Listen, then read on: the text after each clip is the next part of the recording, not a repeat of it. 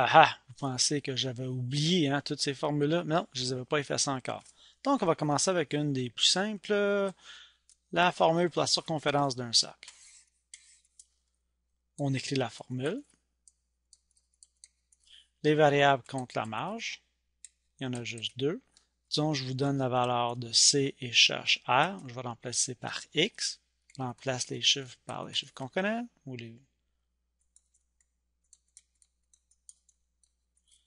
Là, j'ai utilisé des parenthèses et non des fois ou des points. Je veux pas ça. On peut ajouter une parenthèse là si on veut. On simplifie chaque côté le plus possible. Et là, on fait le contraire. J'ai-tu besoin de faire la soustraction ici? Non. Le contraire de fois, parce que j'ai un fois ici. C'est divisé par 6,28.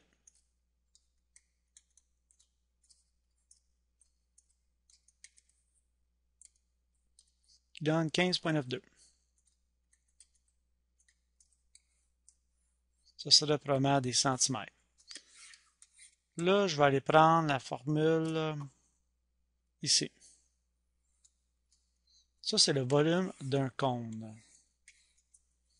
Donc, ici, on a vraiment trois questions. On pourrait vous donner le rayon et la hauteur pour calculer le volume. On pourrait vous donner le volume et le rayon pour trouver la hauteur. Ou on pourrait vous donner le volume et la hauteur et vous demander de trouver le rayon. Donc, il faudra faire les trois exemples. On va faire la première. Alors, on commence ici. Le V est égal à X.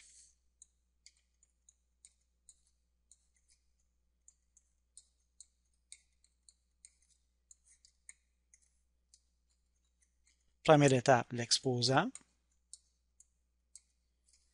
Et après ça, deuxième étape, c'est multiplication-division. Là, on fait tout ça d'une étape. Je sais que les élèves voulaient faire les multiplications et la division après, mais vous avez des calculatrices qui font. Donc, ce qu'on fait, c'est 3,14 fois le 25 fois le 10 et tout de suite, diviser. Ça se fait. Diviser par 3 me donne 261,6. Donc, comprenez, on fait la multiplication, multiplication, multiplication, division tout de suite d'un coup. Je ne veux pas voir deux étapes là. Ça fait juste mélanger les élèves. Là, disons, je vous donne le volume. On va mettre 1000. Je vous donne le rayon. Et je cherche la hauteur.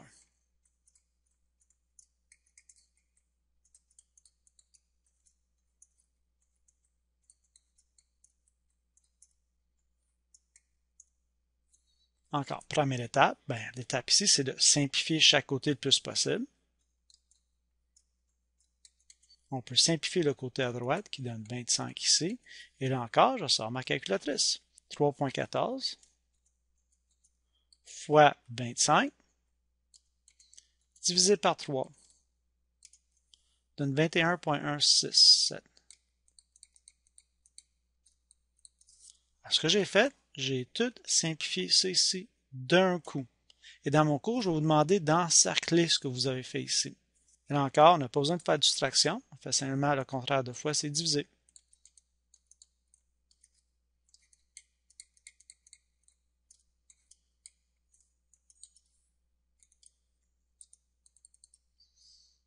Là, je vais prendre la réponse, qui donne 38,22.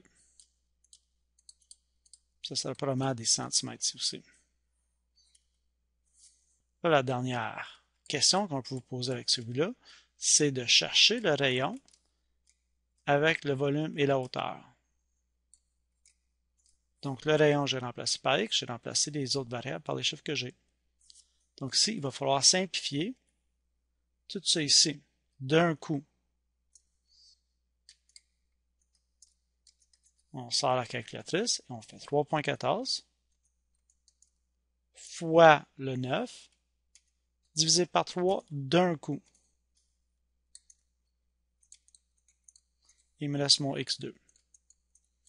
Là, on n'a pas besoin de faire la soustraction, mais on commence la division.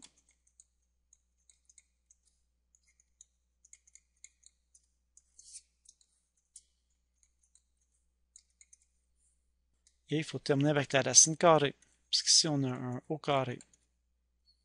10,3.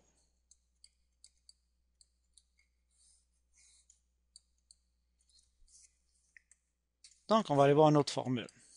Je pense que je vais choisir celle-ci. Ça, c'est la formule de Pythagore. Commencer avec 3, 4 et on cherche le C. On simplifie chaque côté le plus possible. Ici, on peut simplifier tout ça. Ça 3 carré va donner 9. 9 plus 16, 25. Là, on a simplifié le plus possible. On n'a pas besoin de faire la soustraction, pas besoin de faire la division. Il faut terminer avec racine carrée seulement.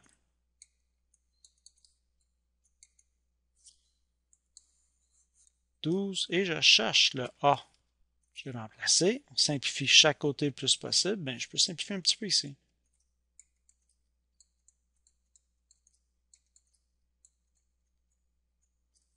Là, il faut que j'isole mon X. C'est un peu différent parce que là, je l'ai du mauvais côté, mais c'est pas grave.